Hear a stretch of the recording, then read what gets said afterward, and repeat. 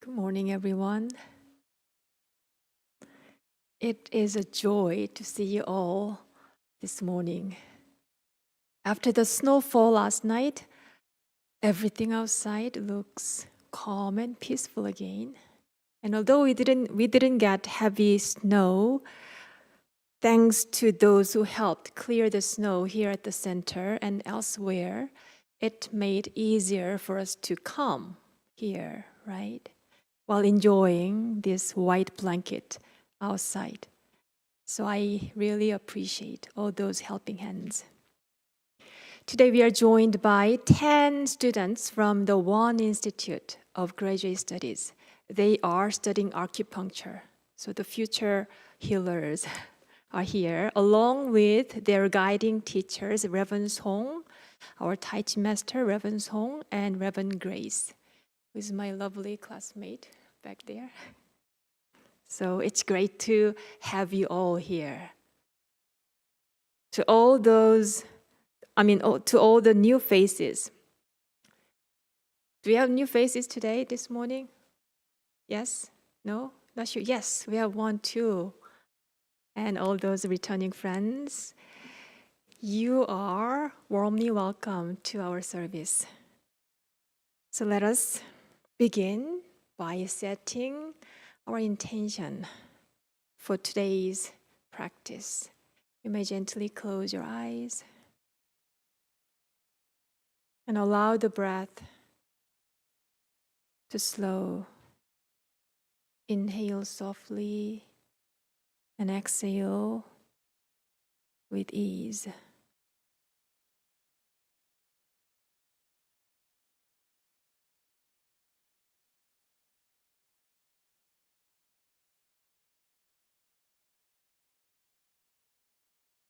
When you feel ready, gently open your eyes. Our friend Rami will lead us in gentle Qigong movement. Please all rise.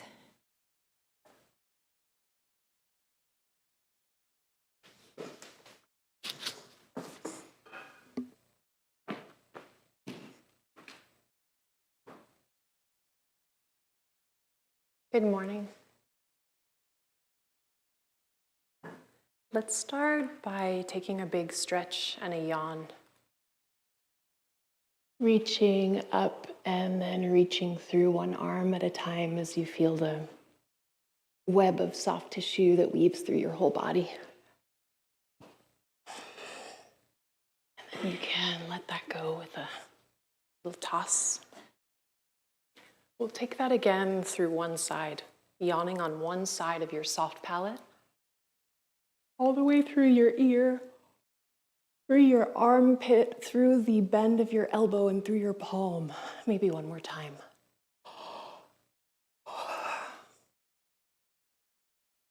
And then tossing that off softly. We'll take the other side. Left side palate, left ear, left armpit, left elbow, left palm, and maybe another yawn.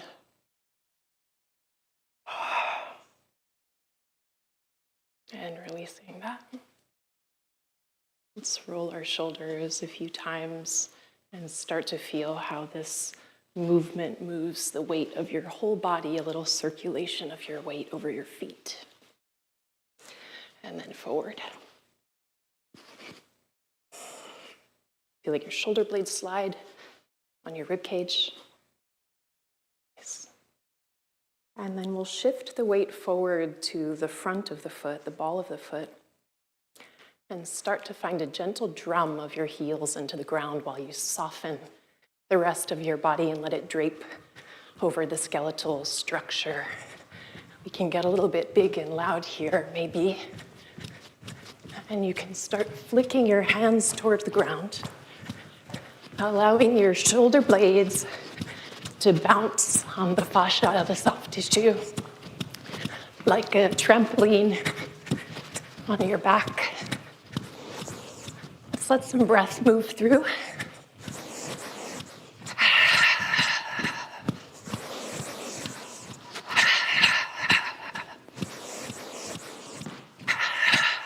Nice. And then you can start to distill that down and just feel into the movement, the residual movement inside your form. We'll bring our feet about hips width distance. And let's take a little circle along the edges of the feet. And here you can feel that you're lengthening or floating up through the top of your head, letting all your joints be soft and your soft tissue sink while you float through your center. Here, circulating the mass over the edges of your feet. You can start to feel the absence of pressure under the arch of your foot. Let's change directions. Starting to define that space, the absence of space, the activation through your feet that create the structure. And then to the center, let's rock the length of the feet forward and back while you stay soft. So you can find as you rock forward, maybe in exploration, you can feel the back of your body turn on to keep you from falling forward. A little activation all the way down the backs of your legs as you lean toward the forefoot. And then as you lean back, maybe you feel the activation on the front of your body, a little compensation. So let's take that a few more times. Tuning to the effort. See if you can spread and relax your toes. The effort appearing on your back body, your front body. And we'll take that, slowly titrating, shrinking that activity down until you come to a place of ease, somewhere in the center, where you can just sink over the arches of your feet and float up. And then we'll step our feet a little bit closer so that the feet touch. And here we'll sink our weight down below your foot into the ground and keeping your legs touching without wobbling so much. We'll slide one heel up the shin, just a couple inches. Keep it connected. It gives you this tripod of support. And then slide it back down. And then shift, dropping your weight through the other foot and pull up the opposite foot. Let's try to find some softness here in our focus and through the body as we focus. Finding your breath in the movement. Seeing if you can stay rooted in your center. And you might explore sliding your foot a little bit higher up. If you're feeling stable and confident, keeping the foot touching your leg. If you're feeling good here and you want to build, the next time you slide one heel up to about your knee, you can extend and lengthen through the heel with a little turn out, and then draw it in and slide it back down your leg. Pour the weight through the floor as you switch to the other side. So there could be your exhale. Exhaling down into the ground. Inhale. Exhale to reach the heel.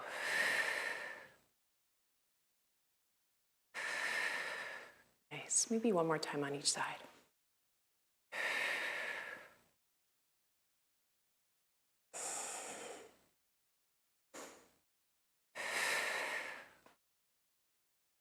Nice. Let's separate our feet about hips width distance and bring the hands behind to connect and take some circles with the pelvis.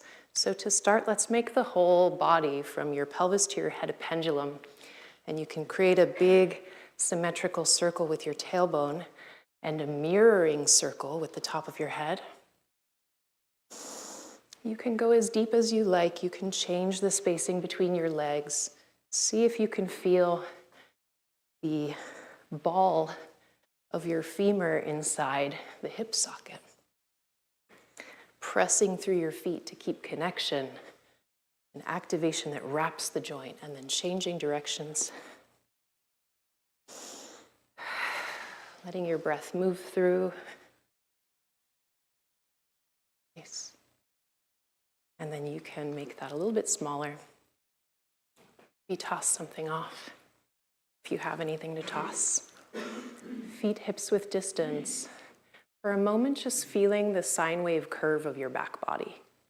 Just the roundness of the back of the head, the arch of the neck, the roundness of the upper back, the arch of the low back. We're going to keep all that dynamic while we sink the pelvis and allow the knees to open and the thigh bones twist, open away from midline. So not so much leaning the heart forward as sinking the pelvis down, then pressing through the feet, through the domes of the arches of the feet to rise. So we'll keep going at the depth that feels good, which might change each time. Sinking, accommodating through the low body, pressing through the domes of the arches of the feet. And see if you can find a little ripple through your spine, where here you allow your heart to have some weight, pause, and take a little bounce. And see if in this bounce you can find a wobble that travels from your sacrum all the way to the top of the head, because you're soft through your spine. Allowing the breath to move as you build a little energy, a little activation in the legs. And then press through the domes of the arches of the feet to peel up. So for a few times, we'll emphasize that wave. Inhaling as you press up and the heart lifts, exhaling as you lower. And the arms could join because they follow the heart. Maintaining the arch of the low back. And you can grow this as big as you like, or keep it subtle.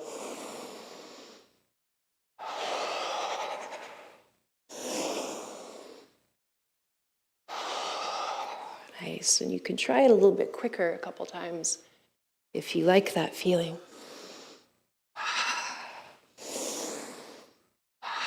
Letting your spine be like a very gentle whip or willow branch. Nice. And then letting that go. We'll take our feet a little bit wider, maybe shoulders width. And we'll start casting our weight with a heavy pelvis side to side, so you can feel the weight of your whole torso collect over one foot and the other. Your feet maybe just slightly turned out. You don't have to do that. I'm just giving you a view. So we'll allow now this willowy movement through the spine side to side. And you can relax your arms and let them be guided by the position of your heart. And let the breath travel through. So we'll keep the pelvis heavy. And then let's take this over to the right side. And we'll give our weight in this. There's a bend and a little bit of a twist of the heart toward the thigh. Just feeling the weight, the activation all the way down the right side, pressing the knee toward the outside edge of the foot. See if you can find a little bounce in your heart that travels through the top of your head as you're soft and available through your spine. Gathering some heat through this right leg. And then cast it back off, side to side.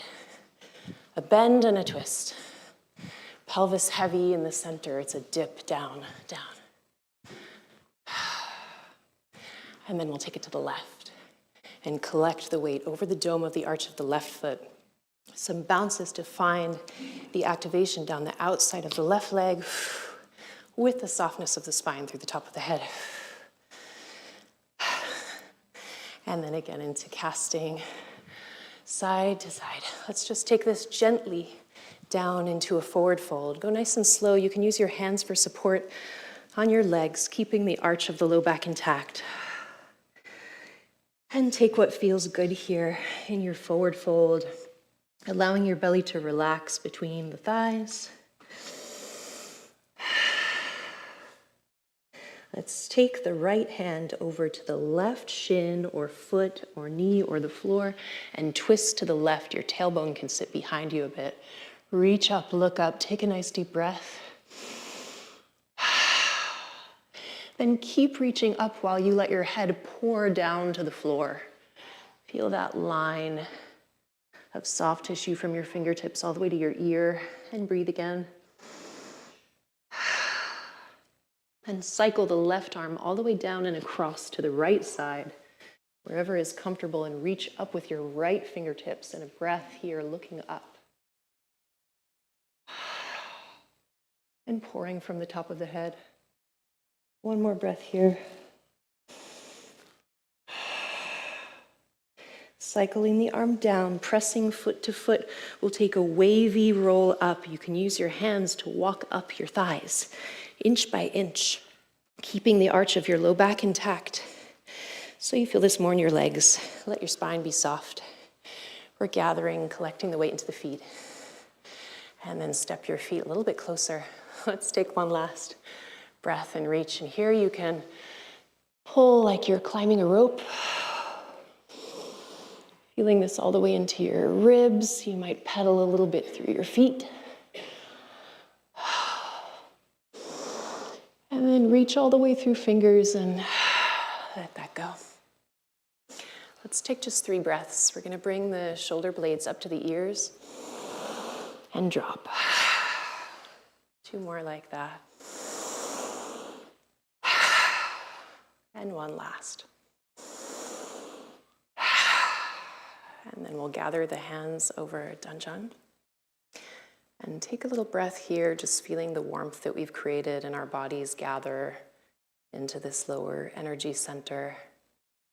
The flesh, the weight of the masses sink towards the ground, while you find a complementary rising through the center, up, sinking and floating.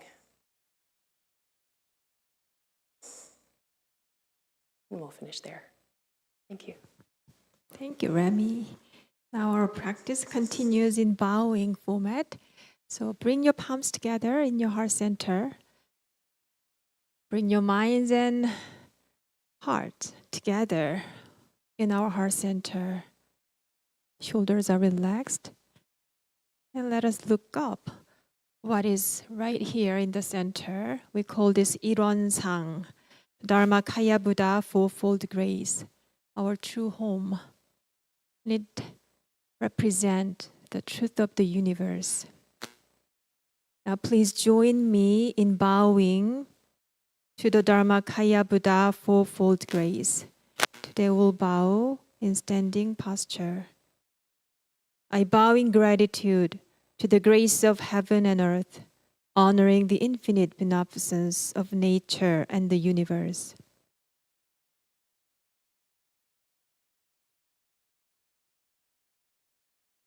I bow in gratitude to the grace of parents, honoring the beneficence from parents, ancestors, and all those who have had a nurturing role in my life.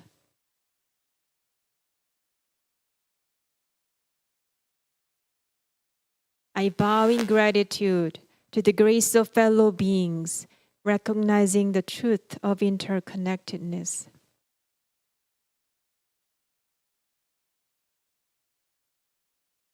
I bow in gratitude to the grace of laws, which guides us, protects us, and promotes justice.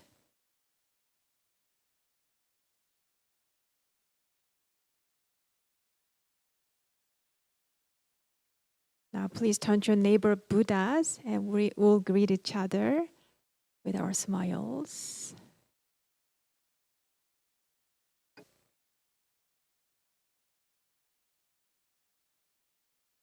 Please be seated.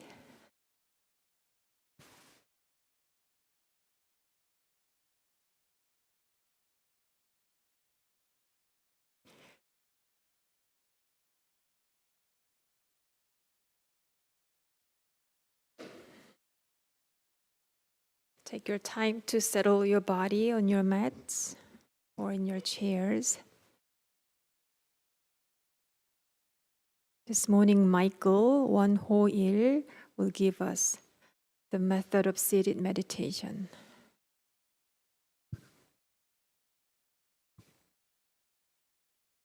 The method of seating meditation is simple and easy.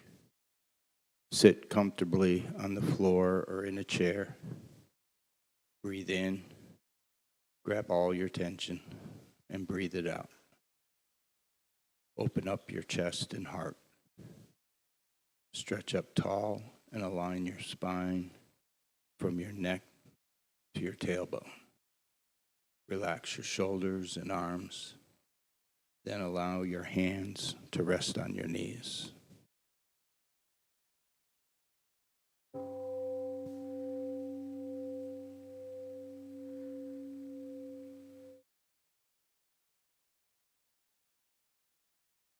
Bring your attention to your breath. As you exhale, release all mental and physical tension.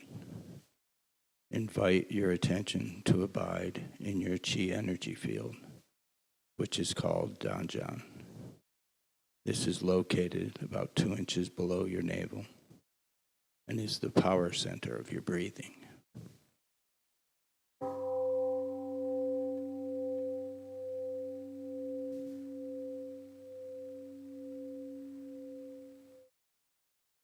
Open your eyes and gaze downward over the end of your nose and to the floor. Keep your mouth closed and allow the tip of your tongue to rest gently against the roof of your mouth. When your mind is concentrated and calm, pure and clear saliva may gather in your mouth. You may swallow it. Relax your facial muscles and notice your gentle smile.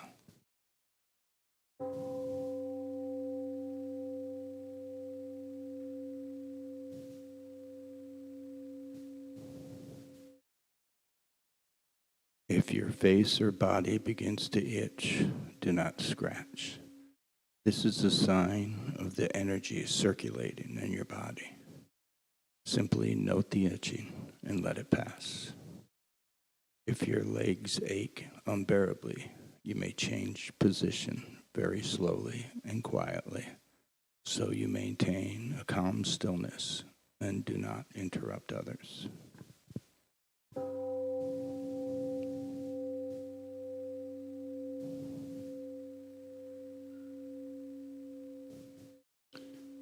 When thoughts arise in your mind, do not be discouraged or disturbed by them. Simply focus on your breathing without reacting to or playing with those thoughts. Recognize them as thoughts. They will disappear by themselves. And remember, keep bringing your awareness back to your Danjan breathing center.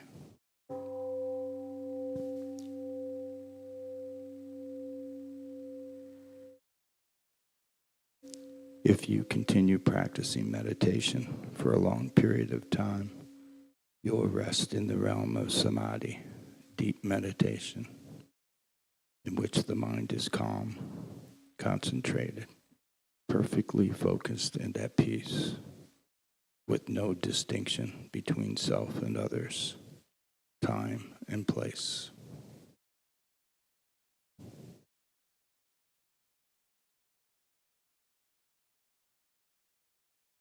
We are grateful to sit quietly together, finding the still point within. May we be here now, aware of our ever calm and alert spirit.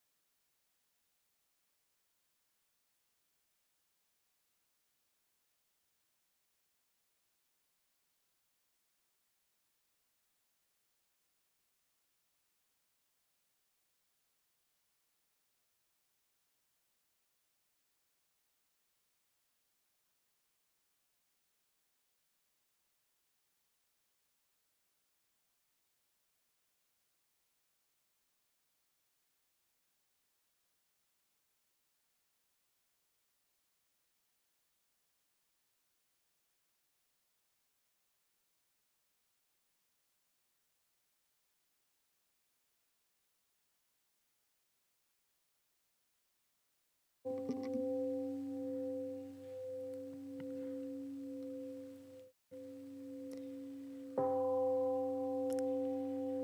it comes to meditation, there are many forms.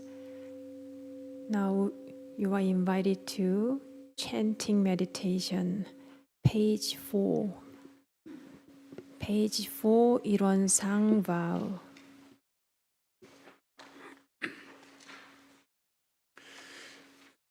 One song vow.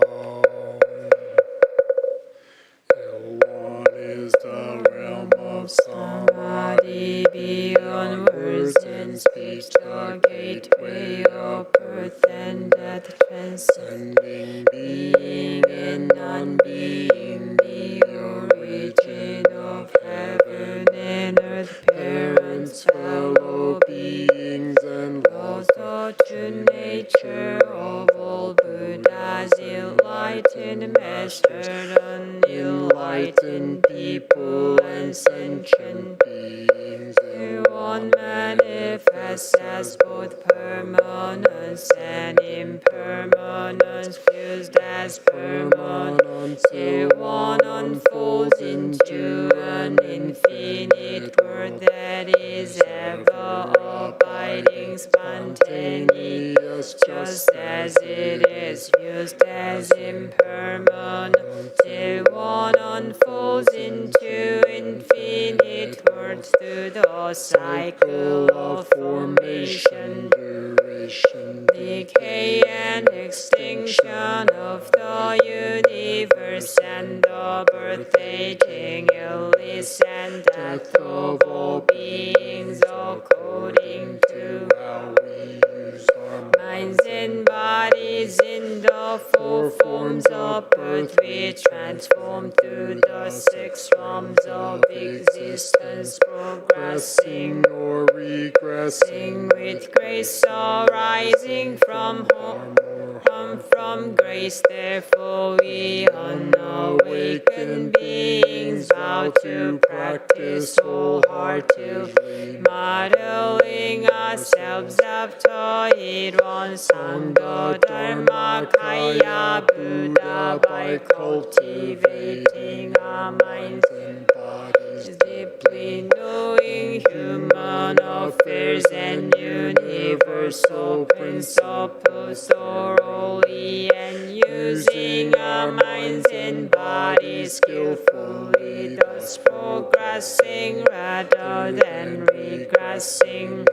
receiving grace rather than harm, until we attain the great empowerment of Ilwan and become one with the nature of Ilwan.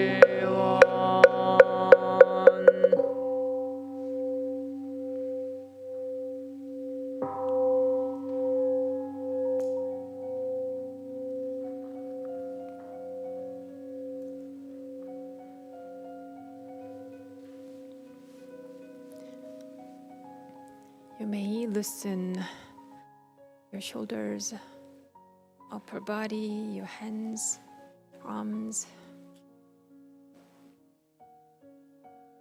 your neck.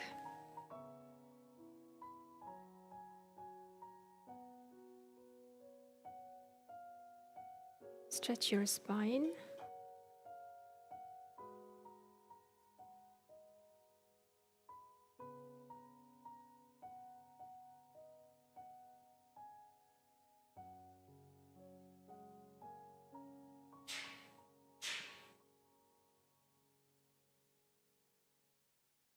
This morning, our friend, Dharma friend David, will share reflections on the Ilwan vow. Please welcome David.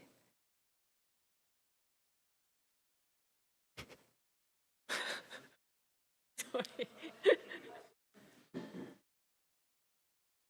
Take your time. We have time. Thank you. Good morning. So, why did you come here today? You must have had a reason. It's cold outside, and yet you came here.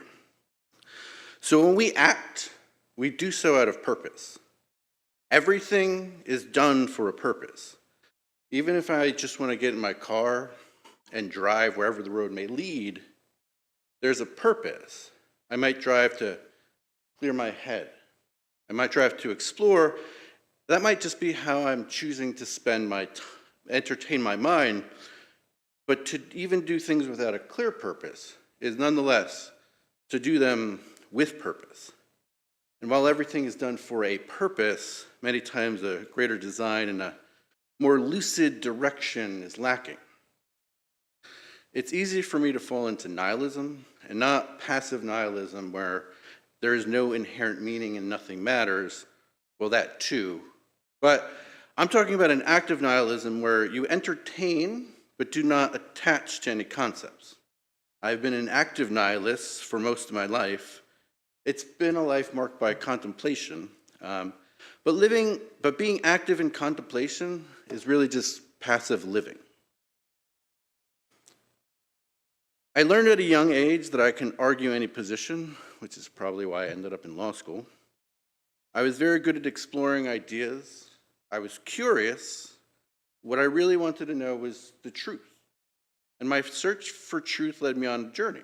I read a lot of books that I didn't really understand. I had knowledge without knowing. I searched and I learned, and I was no closer to the truth than when I started, because you can't use the mind to find that which is beyond it. Then a shift occurred. It was 5 years, 4 months, 3 weeks, and a few days ago. I honestly don't know whether the shift was the direct result of meditation. I don't know if it was the teachings of Nisargadatta Maharaj. I don't know if it was because at that time in my life, I focused on my breath a lot. Like a lot. What I do know is that I had lost almost all interest in worldly things. And what I also know is that I happened to be led to the deepest truth I had ever known. And at that time, I can only say it was a result of grace. What I experienced is what we call Ilwan. Ilwan is a name given to the realm or state beyond words and speech. The knowledge of Ilwan is shared among many traditions, but the names used in each of them differ. It has been called the Absolute, the Self, the All, Krishna consciousness, Christ consciousness, Yahweh, the I Am, God. In fact, I hold that all major religions and many of the minor ones began from their founders realizing this state. What they did with it differed, but I'm confident that all religions started at the realization of Ilwan, if you must give it a name. I experienced truth, the truth of my own being. I found emptiness. I found everything. I found freedom. I abandoned fear. But I was also lost at sea. Because in the sea of epistemological nihilism, there are no shores. Everything being equal in all, football, beer, and chicken wings are just as good as any other truth.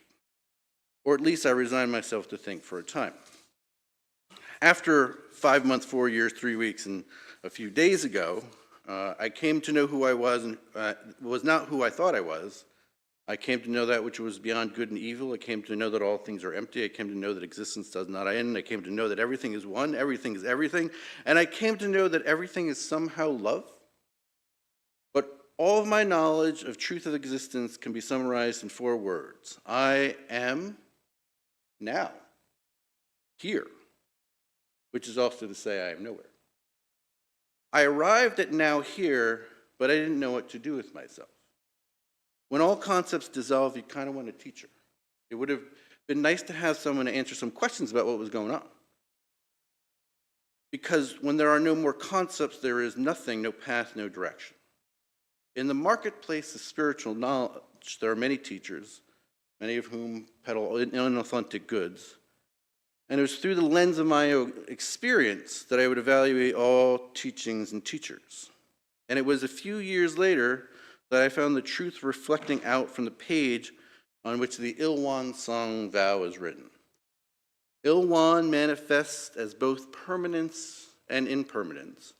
And for the impermanence part, I was missing a map. In impermanence, there is either progression or regression, maybe some of both, which leads to our destinies. It is the karmic aspect, the unfolding of dualism, which is separate and apart from its non-dual nature somehow. This leads us to the vow part of the vow.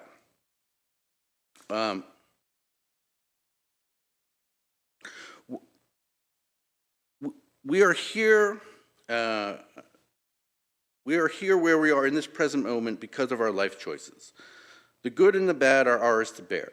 Ilwan unfolds through the way we use our minds and bodies in the four forms of birth. We transform through the six realms of existence, progressing or regressing with grace arising from harm or harm from grace.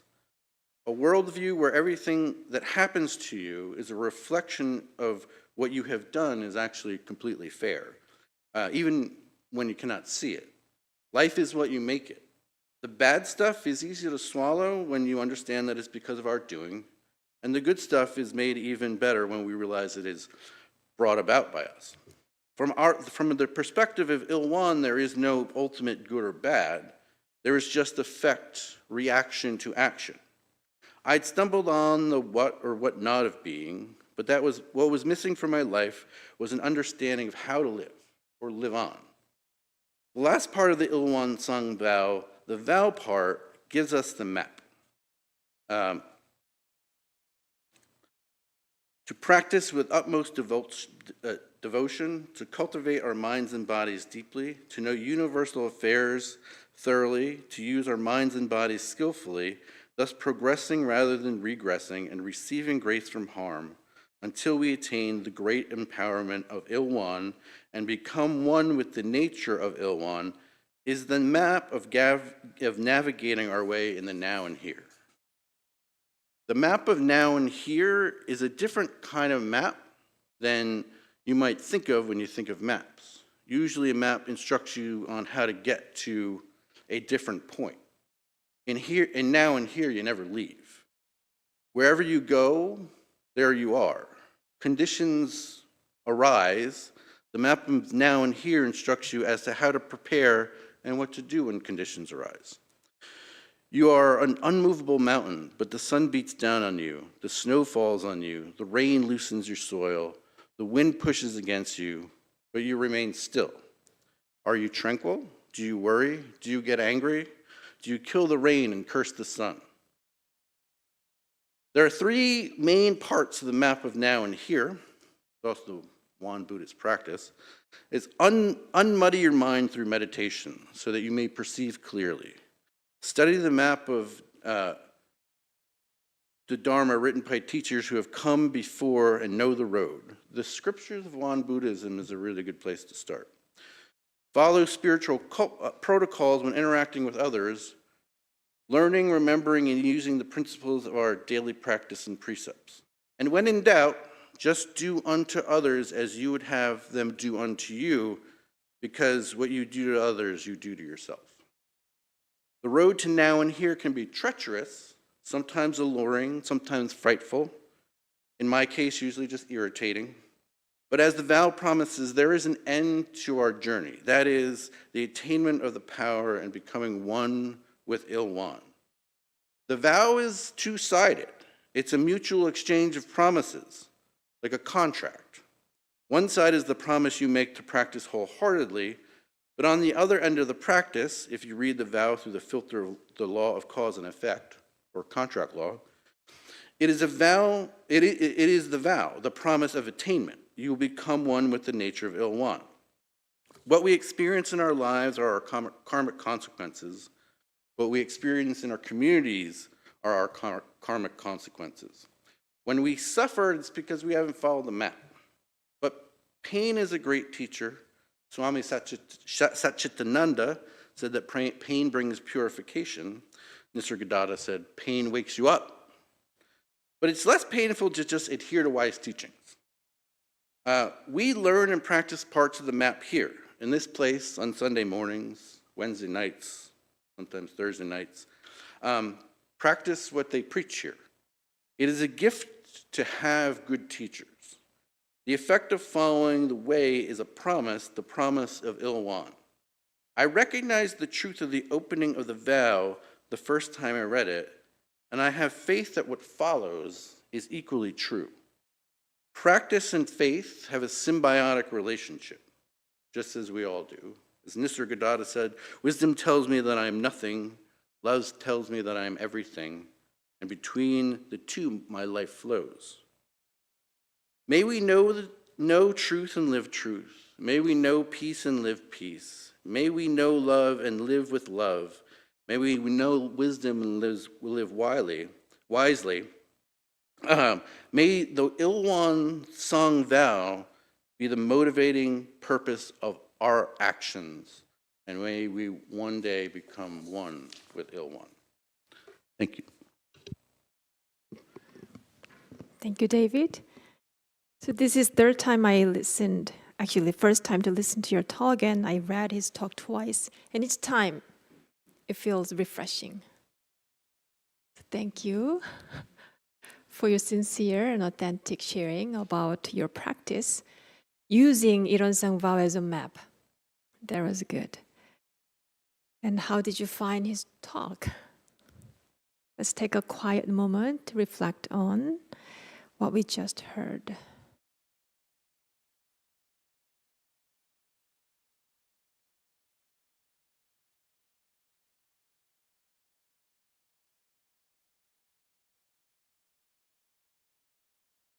Now I invite you to turn to your neighbor, and have a brief conversation. So we'll spend about 7 to 10 minutes here, and let's pair up actually, 2 people, only 2 people. Find your buddy.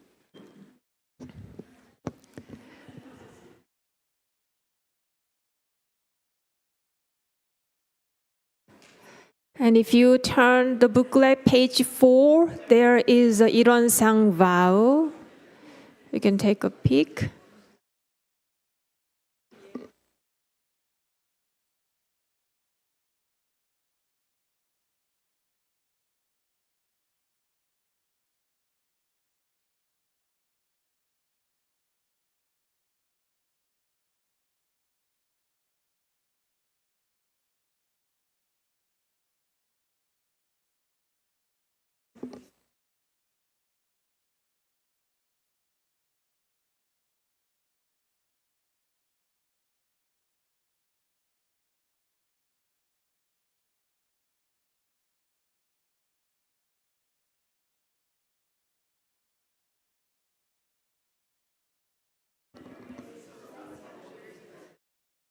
And our online friends, please use this time for your quiet reflection.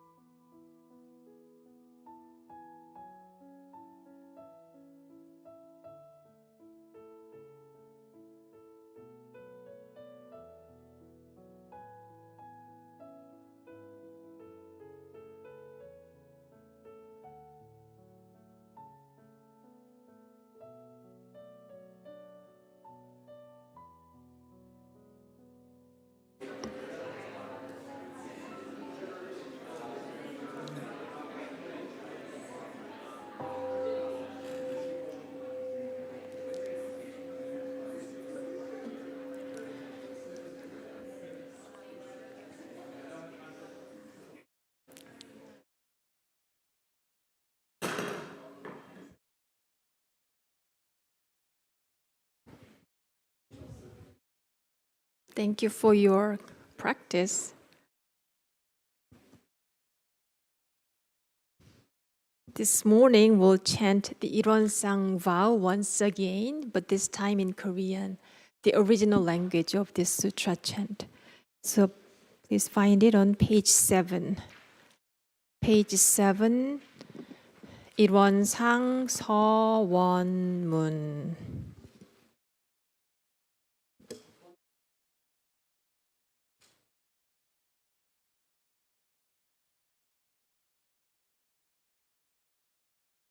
항서원문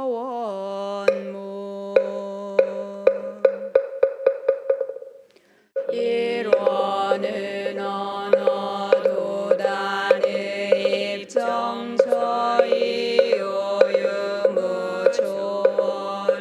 생사무님바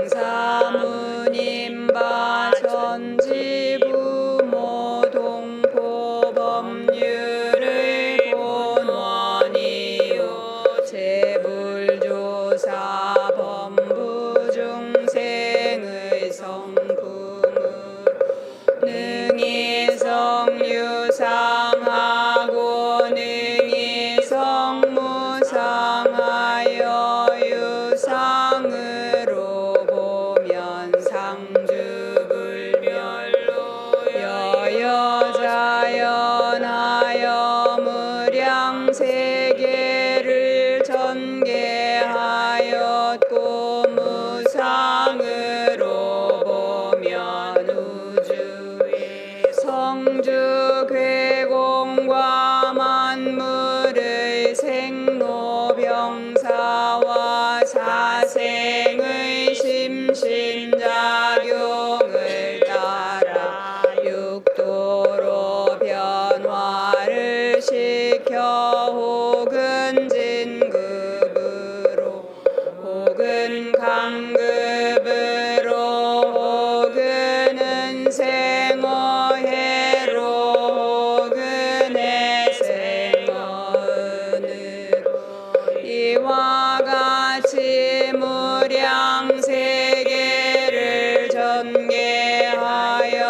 전개하였나니 우리 어리석은 중생은 이 법신불일원상을 채받아서 심신을 원만하게 수호하는 공부를 하며 또는 사리를 원만하게 하는 공부를 하며 또는 심신을 원만하게 사용하는 공부를 지성으로 하여 진급이 되고 은혜는 입을지언정 강급이 되고 해독은 입지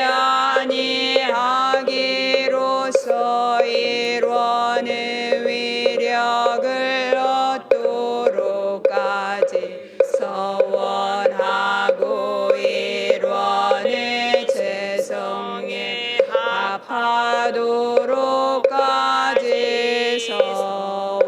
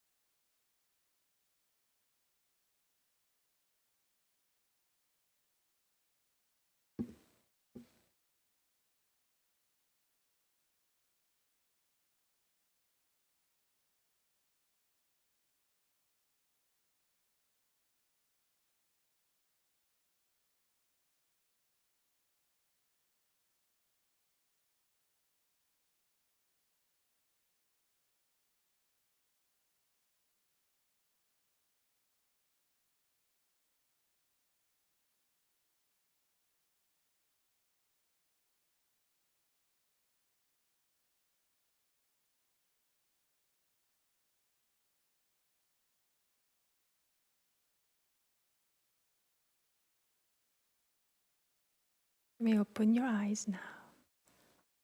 Let's breathe in together and breathe out. I have an announcement to share. I have this flyer which says National Sangha Gathering, and actually this is National Sangha Online Gathering, which will be held in January 10th at 2 p.m. So I hope as many of you as possible can join this gathering where you can meet like-minded people from other temples. So you can register online for this. You can find this flyer in the lobby. And at the earlier, I mentioned about my original Tai Chi teacher, Reverend Song. He is sitting right there in the second row. 송교무님 손 한번 들어주세요. He is my original Tai Chi teacher, legendary Tai Chi master in One Buddhism. And he is offering a retreat at the end of December each year. So we have still few spots available. So also you can find the information in the lobby. And one of our online friend mentioned about today is the beginning, the Hanukkah starts from today until 22nd, right? So Jewish friends, I don't know how to celebrate this day. What do I say? Happy Hanukkah. Happy Hanukkah to all our Jewish friends. And thank you again for your practice this morning, sharing your smile faces with us. I look forward to seeing you again and practicing with you next week. Happy Hanukkah.